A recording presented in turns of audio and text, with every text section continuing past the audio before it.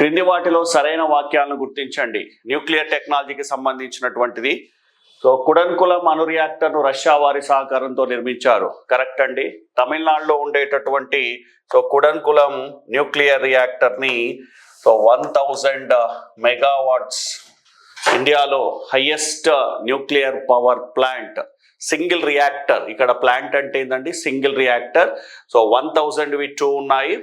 Okay, so అవి Russia వారి సహకారంతో నిర్మించాము. కరెక్ట్. స్పెషాలిటీ ఏంటంటే ఇవి వివిఈఆర్, వడా ఎనర్జీ రియాక్టర్. వడా అంటే రష్యన్ భాషలో వాటర్ అని అర్థం.